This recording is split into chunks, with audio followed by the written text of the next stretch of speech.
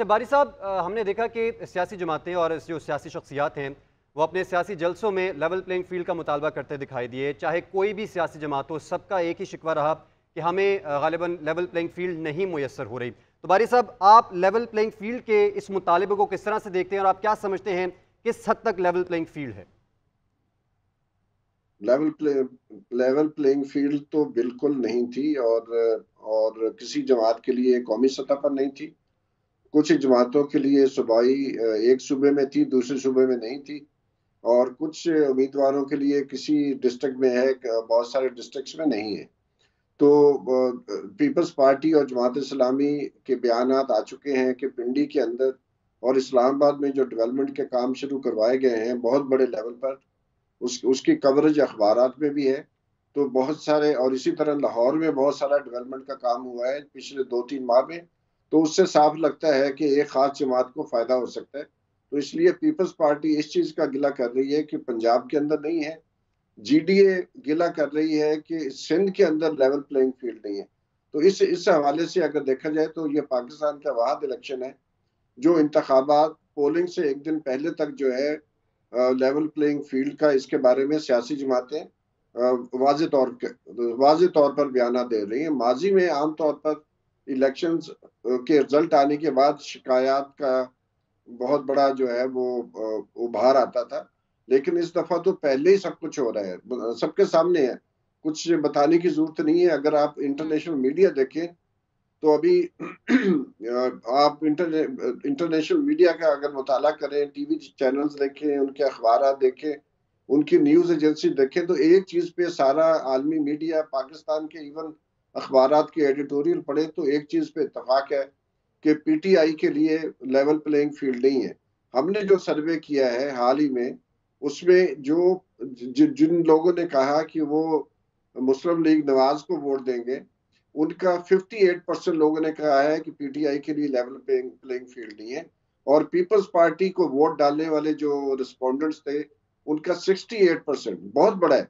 2/3 जो हमारे रिस्पोंडेंट्स थे, पूरे पाकिस्तान में ये सर्वे किया गया है सवाए बलूचिस्तान के, वो कहते हैं कि पीटीआई के लिए लेवल प्लेइंग फील्ड नहीं है। तो इसमें तो दो राय तो रही नहीं है। देयर इज अ कंसेंसस इन पाकिस्तान के ये है। दूसरी बात, मुझे बड़ी खुशी है कि बहुत अरसे के बाद इलेक्शन कमीशन के नुमाइंदे जो हैं वो टीवी पे आकर डिफेंड कर रहे हैं, मैं उनको मुबारकबाद देता हूँ। लेकिन सिर्फ एक सवाल पूछना है कि पाकिस्तान में आज तक एग्जिट पोल के ऊपर पाबंदी नहीं लगी थी, तो वो भी कल रात को लगा दी गई है। और साथ ही ये कहा जा रहा है कि जो इंटरनेट भी बंद हो सकता है। जो वजीर दाखिला साहब का बयान है, जो बहुत सारे अखबार ने एज ए हेडलाइन लगाया है। तो आखिर इस इलेक्शन में इस तरह की पाबंदियां क्यों लगाई जा रही हैं? इंटरनेट बंद हो सकता है, एग्जिट पोल नहीं हो सकते, मीडिया सर्वे नहीं कर सकता, लोगों को बता नहीं सकता। तो जो शफाफियत है इलेक्शन की, उसको छुपाने की कोशिश है या क्या है?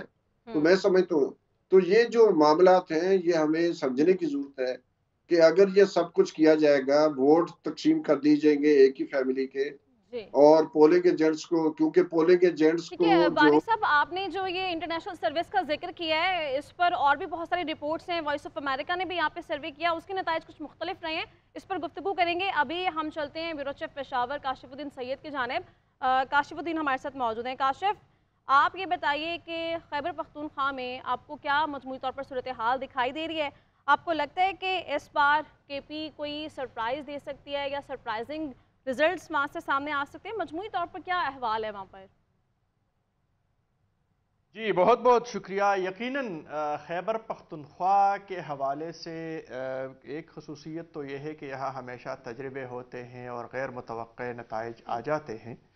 और इस दफ़ा भी एक तवक्को यही है कि आज़ाद उम्मीदवार ज़्यादा तादाद में कामयाब होंगे और फिर वो मिलकर एक ऐसे शख्स को वज़ीर आला बनाएंगे जिनके लिए पहले से कुछ हालात साजगार बना दिए गए हैं और उनके लिए कुछ मौक़े भी उनको दिए गए हैं। लेकिन ज़मीनी हक़ाइक़ जब हम देखते हैं तो वो इससे ज़रा मुख्तलिफ है। इस हद तक तो इत्तेफाक है कि आज़ाद उम्मीदवार, जिनको हम दूसरे अल्फाज में तहरीक इंसाफ के हिमायत याफ्ता उम्मीदवार कह सकते हैं, वो यकीनन ज़्यादा तादाद में आएंगे। لیکن ساتھ ساتھ یہاں جو دوسرے سیاسی جماعتیں ہیں ان کے بھی اپنے اپنے پاکٹس ہیں اور اپنے اپنے حلقے ہیں. وہاں سے جو یہاں کے جنون جو پرانے سیاسی جماعتیں ہیں ان کے بھی امیدوار آئیں گے اور اچھے خاصے تعداد میں آئیں گے. جنوبی اضلاع سے اگر ہم دیکھ لیں تو وہاں جے یو آئی ایک مضبوط قوت کے طور پر موجود ہے اور وہاں سے وہ اچھے خاصے سیٹ بلکہ بعض اضلاع کے حوالے سے تو یعنی آپ سویپ کرنے کے کی پی بھی کا ایک اطلاعات آ اہم رہی رول ہے دیکھ کہ رہے ہیں. کاشف الدین سید ساتھ رہے گا. رخ کرتے ہیں بیورو چیف کوئٹہ رشید بلوچ کا. رشید، ہم جب انتخابی سیاست کی بات کرتے ہیں تو اگر ہم ملک بھر کے مختلف علاقوں کی بات کریں تو ہر جگہ پہ اس کا مزاج مختلف ہے. علاقہ ٹو علاقہ اگر ہم ٹریول کریں تو سیاسی مزاج مختلف ہونا شروع ہو جاتا ہے. تو آپ کیا سمجھتے ہیں کوئٹہ میں یہ جو انتخابی سیاست ہے اس کا مزاج کس طرح کا ہے؟ یہ بھی بتائیے گا کہ کوئٹہ میں اس بار تگڑے امیدوار کون کون سے ہیں اور عوام کا پلڑا کس کے طرف جاتا دکھائی دے رہا ہے آپ کو؟ جی دیکھیں، اگر بلوچستان کی اوورال ہم بات کریں، بلوچستان میں ہمیشہ اگر آپ 70 سے لیں 1 یونٹ ٹوٹنے کے بعد سے نیب سے اگر ہم اسٹارٹ لیں گے تو یہاں پہ قوم پرستی کی جو سیاست ہے اس نے ہمیشہ اپنے ووٹر کو انگیج رکھا ہے اور نظریاتی ایک ووٹ بینک یا ایک ورکر رہا ہے بلوچستان میں اور کے پی کے جو ہے اس کے ساتھ ان ٹچ رہا ہے. لیکن درمیان میں اگر آپ دیکھتے ہیں 90 سے جب آپ لیں گے تو یہاں پہ جو مسلم لیگ ہے اس کو قوم پرستوں کے مقابلے میں لانے کی کافی حد تک کوشش کی گئی. نواب اکبر خان بھوٹی کے مقابلے میں لایا گیا، نیب کے مقابلے میں لایا گیا. اس کے بعد سے 90s کے بعد سے اگر ہم بلوچستان کی سیاست کو دیکھیں تو یہاں پہ دوسرا رخ ہمیں نظر آتا ہے. اس میں یہ ہے کہ وہ پارٹی لوگ جو عموماً انہیں الیکٹیبلز کہا جاتا ہے وہ ہر 5 سال کے بعد ایک نئی جماعت میں وہ شامل ہوتے ہیں. آپ نے دیکھا 2018 میں یہ لوگ ایک باپ پارٹی بنی تھی بلوچستان میں اور راتوں رات بنی تھی. پورے 1 مہینے کے اندر اس کا پورا انفراسٹرکچر کھڑی کر دی گئی تھی. اس کے بعد باپ پارٹی بلوچستان کی سب سے بڑی سیاسی جماعت پارلیمانی جماعت بن کے ابھری ہوئی تھی. اس کے بعد وہی باپ پارٹی اتنی جلدی سے بکھر گئی کہ جس تیزی سے وہ بنی تھی اسی تیزی سے وہ بکھر گئی. ابھی باپ پارٹی 2 جگہوں میں تقسیم ہے. ایک حصہ اس کے جو ہے پیپل پارٹی کے پاس ہے، دوسرا حصہ جو ہے وہ نون لیگ کے پاس ہے. ایک چھوٹا پاکٹ اب بھی باپ کی صورت میں موجود ہے. عموماً یہاں پہ الیکٹیبلز کا جو ہے وہ جیتنے کے امکانات زیادہ ہوتے ہیں اور ان کے لیے مواقع بھی زیادہ پیدا کیے جاتے ہیں. تو اس دفعہ ہم یہ دیکھ رہے ہیں کہ بلوچستان میں قوم پرست جماعتوں J U I F, Noon league اور پیپل پارٹی کے درمیان ایک مقابلے کا رجحان ہے. یہ قوم پرست پارٹی نیشنل پارٹی اور دوسری پشتونخوا ملی عوامی پارٹی یہ نون لیگ کے ساتھ ابھی سے نہیں 2013 سے ایک اتحادی ہے، غیر اعلانیہ اور غیر اعلانیہ اتحادی ہے. اور پی ڈی ایم کی حکومت میں بھی وہ شامل تھے، پی ڈی ایم کا جو اتحاد بنی تھی تب بھی وہ شامل تھے. ابھی اس الیکشن میں بھی ان کا ایک اتحاد ہمیں نظر آ رہا ہے.